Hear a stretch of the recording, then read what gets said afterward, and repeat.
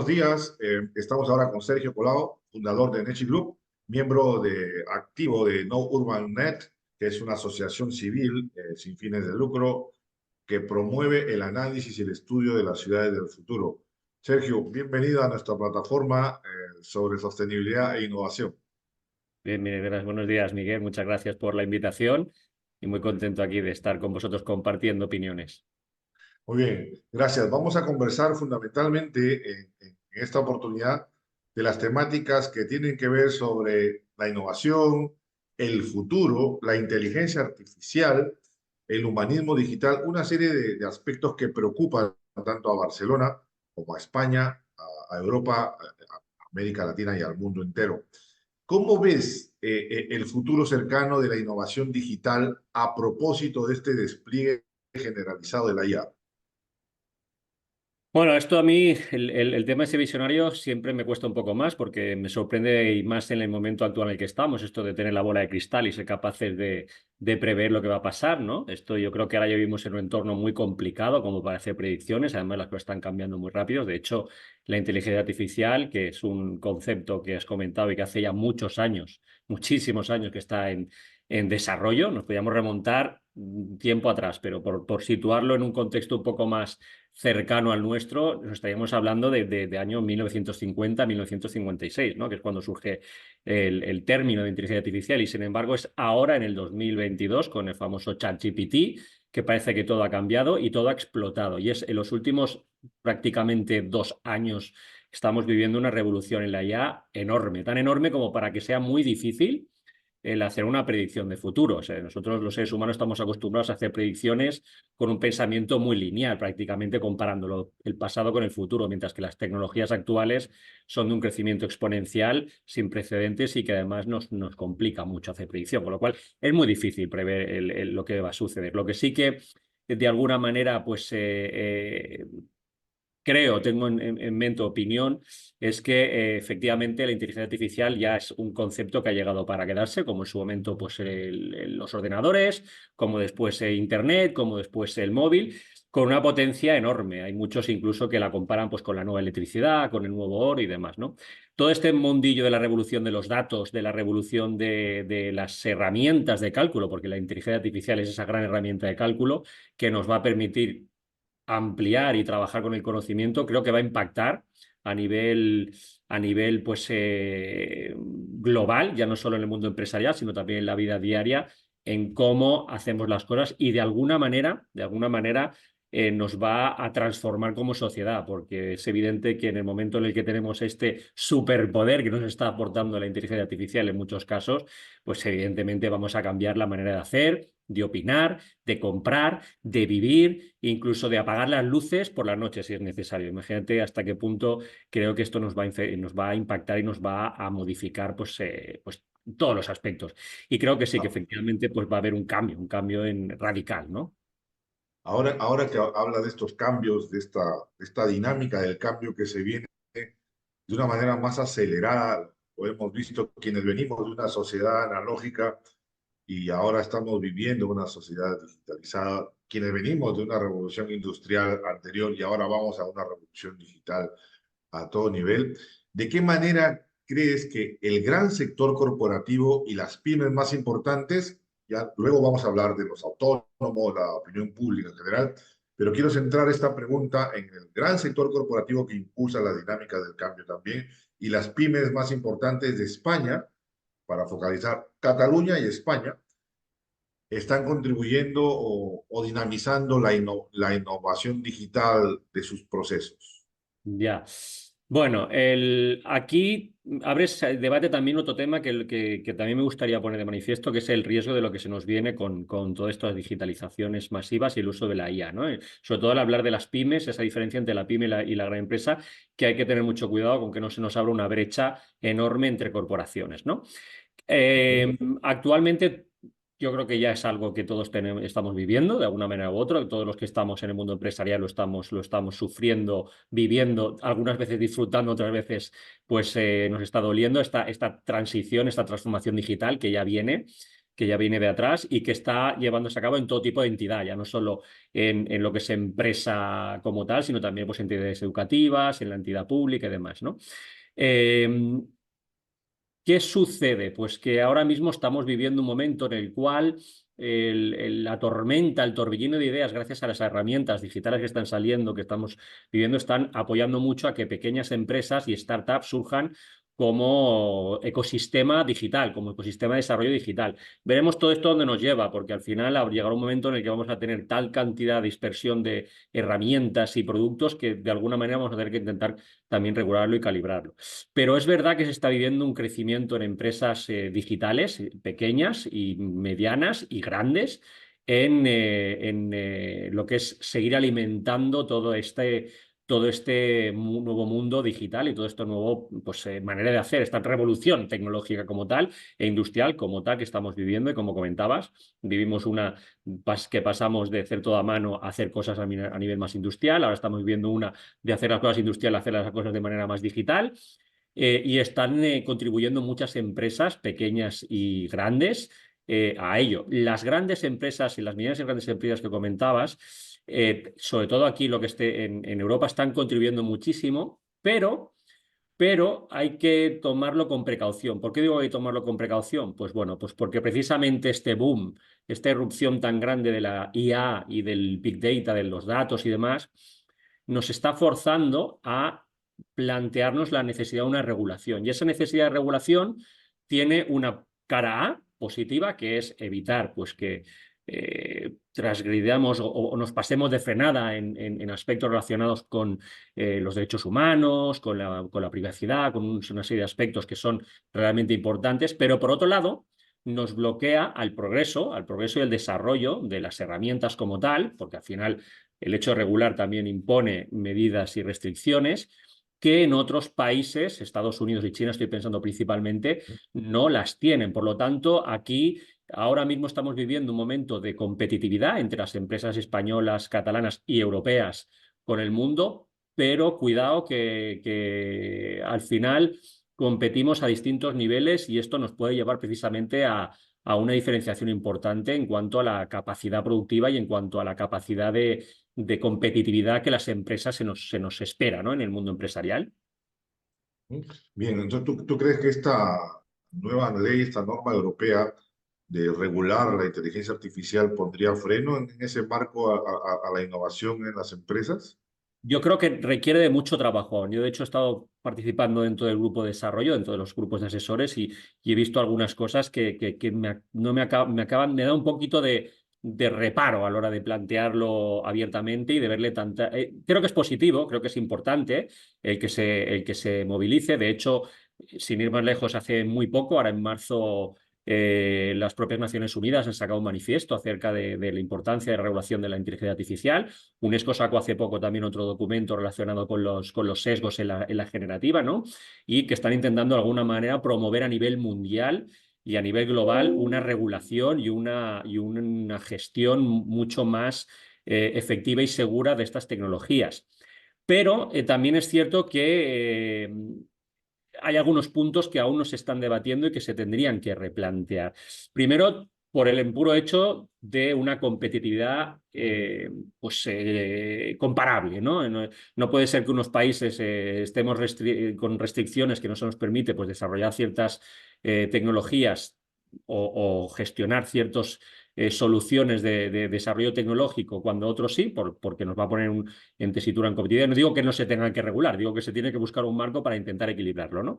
Y por otro lado, creo que conviene también plantear otros aspectos que por ahora se están dejando muy sueltos, como decía antes, que es el hecho de cuidado, que en el momento en el que tú regulas, complicas y propones pues, ciertos aspectos que llevan a la necesidad de disponer de unas infraestructuras, de unas capacidades económicas, de unas capacidades técnicas elevadas, cosa que es interesante, no digo que no, insisto, me parece interesante, pero también hay que poner sobre la mesa el hecho de si haces eso, de alguna manera estás penalizando a los pequeñitos, a las startups, a las pequeñas empresas. Si a eso le añades la capacidad o la necesidad económica de enterramiento de la inteligencia artificial, de la gestión de los datos y demás, nos estamos encontrando una disparidad enorme y el riesgo que yo veo a futuro es que haya una gran brecha entre pequeñas empresas que ya no van a poder desarrollar temas de IA y que van a depender de las grandes empresas y corporaciones que tienen pues todos los centros de datos, los sistemas de cálculo, los sistemas de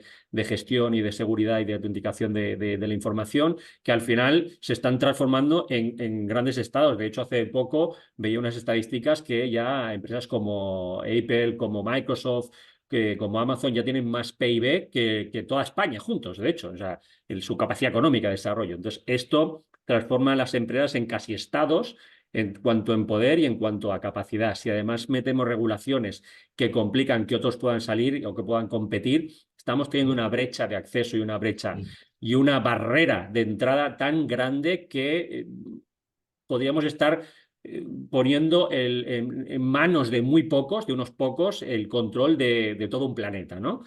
Que creo que eso es mucho más arriesgado, es un riesgo mucho más grande que el hablar y discutir si la IA va a ser súper inteligente y nos va a matar a todos. Al final es una herramienta, es el que la utiliza el que tiene el riesgo, ¿no? Y cuidado a dónde estamos dejando ese poder, ¿no? Esto es un poco un debate que nos daría para mucho, que yo no tengo la respuesta, pero que sí que creo que vale la pena como mínimo planteárselo, ¿no? Y ponerlo en duda y en crisis. En ese marco, un poco aterrizando ya al centro de todo, que es la persona, el individuo, de todos estos procesos disruptivos, de toda esta innovación, la nueva legislación, las directivas europeas, por un lado, las Naciones Unidas que también están recomendando, y obviamente la apropiación de las empresas sobre esta temática.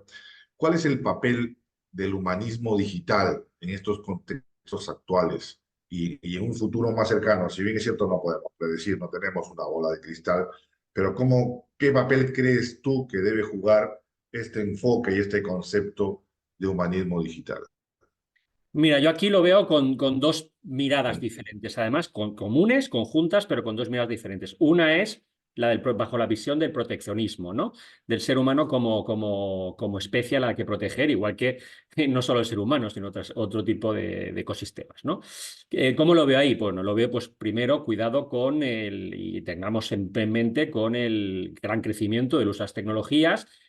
¿A quién van a estar disponibles? ¿Quién va a tener acceso a esas tecnologías y quién no? Estamos hablando de que todo sea digital, que todo se haga de manera pues, basada en tecnologías de las comunicaciones y demás, y hay países y hay personas que no tienen acceso a esa tecnología y que por lo tanto quedan como desclasificadas. Estamos creando una nueva clase social, ¿no? La clase digital de la clase no digital. Esto es una de las visiones que había que tener en cuenta. Unido a todo el progreso tecnológico, incluso al uso, como hablábamos al principio, de esta gran explosión de la inteligencia artificial, ya en los últimos meses y en el último año ya están surgiendo muchas papers de investigación que han utilizado inteligencia artificial para encontrar nuevos medicamentos, nuevas maneras de alargar el envejecimiento, nuevas formas de mejorar la capacidad educativa, nuevos caminos para hacer no sé qué, de estos superpoderes, ¿no? Que parece que nos está dando la IA.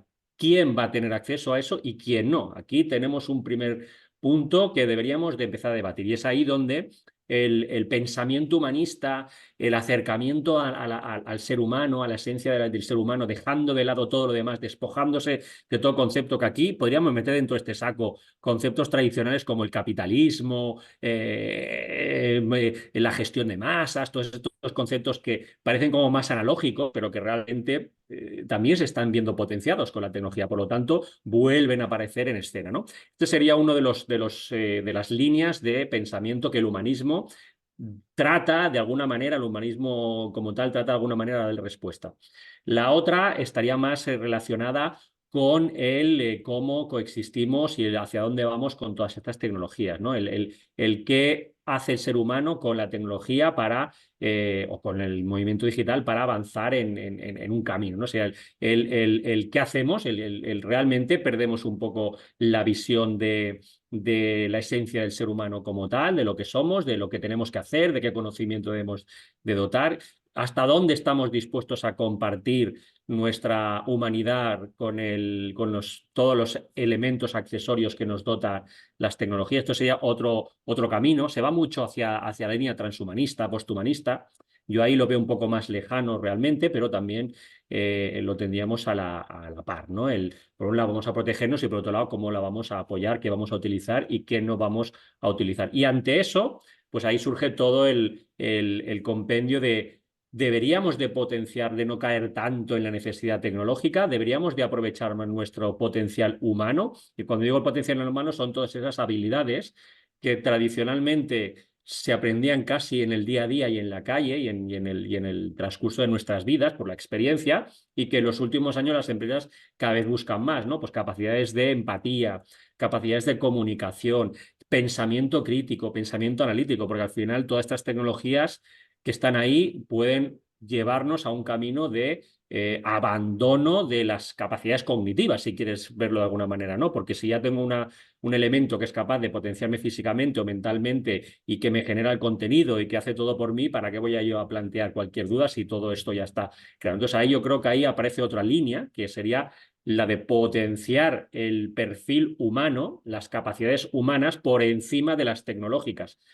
tanto para generar nuevas tecnologías y hacerlas mejor y entrenarlas y trabajarlas, como para no caer en el equívoco de darle una certeza o un valor absoluto, prácticamente de fe, que se nos transformaría, estaríamos transformando casi en una visión teológica, ¿no? La tecnología como un Dios que es el que prevé y hace todo por nosotros y estamos a lo que la tecnología diga o la tecnología nos proporcione. Entonces ahí hay esas dos visiones, protección y crecimiento como ser humano, como exponenciación de las capacidades humanas y recuperar la esencia de lo que somos, de dejar de desvestirnos, de vestirnos un poco más de nosotros mismos.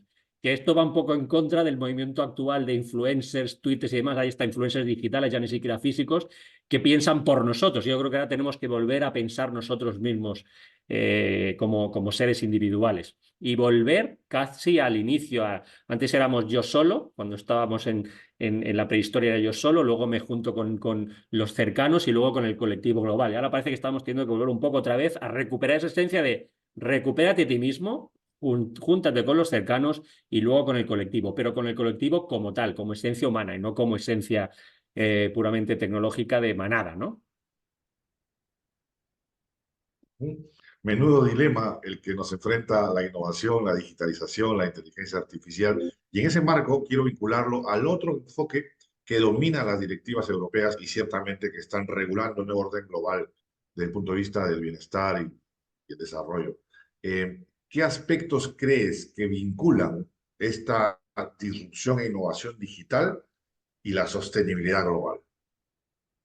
Mira, esto me gusta porque es una cosa que yo estoy dándole muchas vueltas en los últimos tiempos. De hecho, yo tradicionalmente ya llevo muchos años haciendo charlas acerca de sostenibilidad, sobre el cambio climático, sobre la igualdad, sobre una serie de aspectos relacionados que viene un poco también con el marco de la agenda de desarrollo sostenible, ¿no? De los famosos ODS y tal, un poquito todo ese discurso, ahora los ESG, todos estos discursos, ¿no? Que siempre se llevan a cabo. Y yo siempre he utilizado como referencia, o llevo ya unos años como referencia, utilizando un estudio de Geoffrey West, un físico matemático bastante reconocido, tiene un libro, una teoría que se llama Scale, de la teoría de escala, que viene un poco a analizar cómo las sociedades, cómo las empresas y ciudades y sociedades crecen de una manera exponencial hasta que llega un punto en el que entran en colapso, que no es lo mismo que extinción. Todo el mundo se queda con la palabra colapso como extinción, no necesariamente es extinción, pero sí en colapso.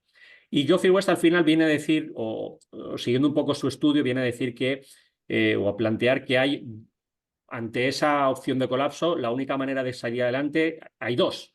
Una es el reset total, guerra y destrucción, y otro sería innovar. Innovar para mejorar las maneras en las que hacemos las cosas y, por lo tanto, pues reducir de alguna manera o mejorar de alguna manera nuestros impactos para que seamos sostenibles, al fin y al cabo. Lo que busca es esto, ¿no?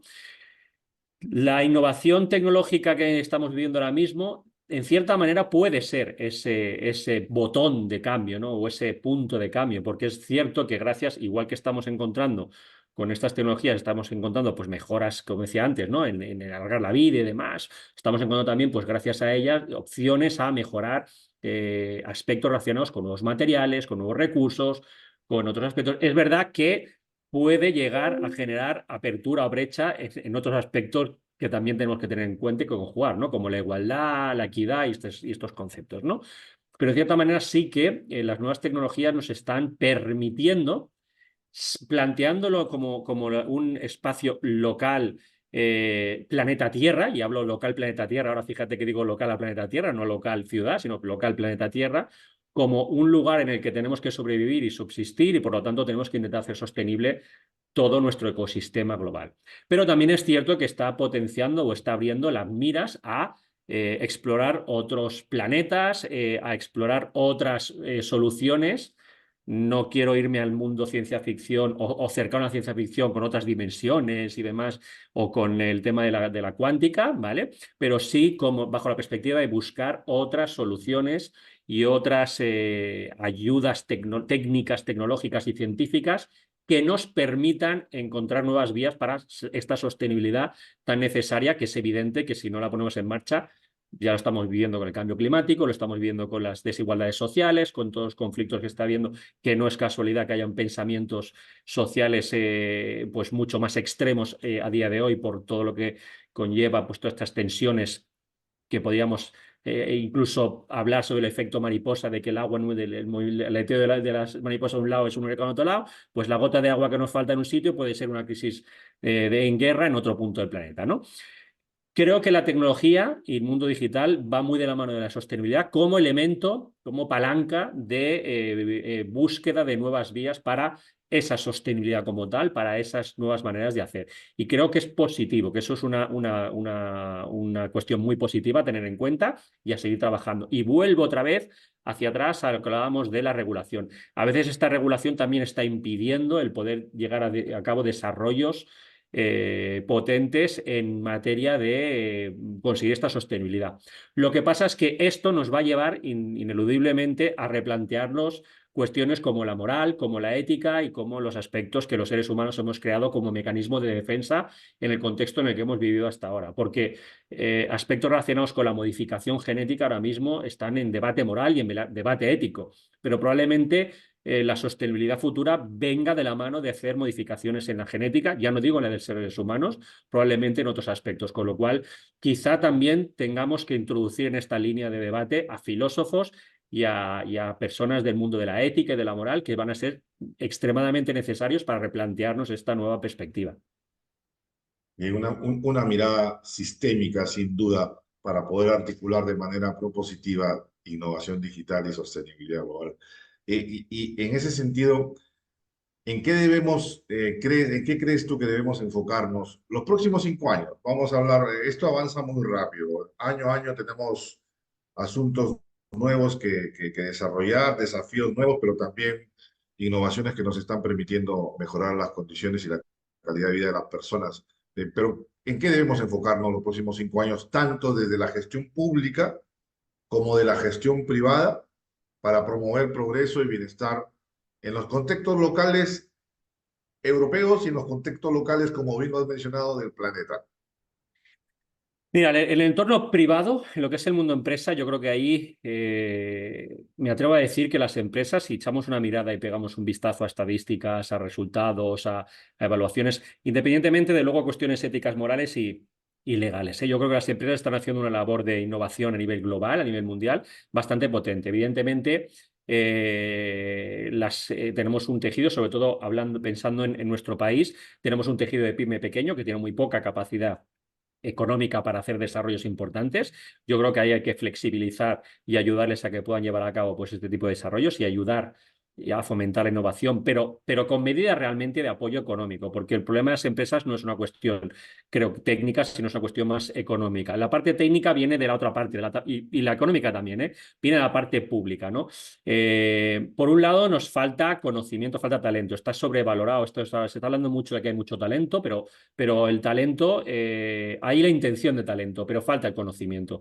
Hay una necesidad grandiosa para poder dar tejido creativo y tejido de desarrollo a la parte de innovación tecnológica, estoy hablando. Creo que hay falta fomentar mucho más el papel de la educación, de la escuela en la escuela y la escuela extendida, que ahí sí que es una cuestión cultural, extender al resto de las personas, al resto de los ciudadanos, que la educación ya no acaba cuando acaba en la carrera, sino que ya es perpetuo, es un estudiante perpetuo y por lo tanto tienes que seguir formándote y por lo tanto hay que partir ya desde la escuela a fomentar esa idea y a incorporar materias y conocimientos necesarios para hacer frente a la realidad industrial. Tiene que ser mucho más cercano.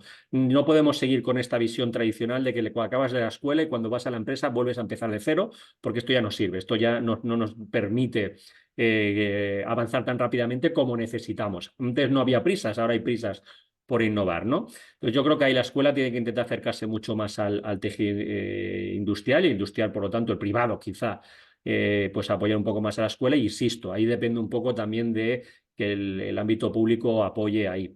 Desgraciadamente, yo soy, lo mismo que soy optimista con la tecnología, soy muy pesimista con el liderazgo mundial.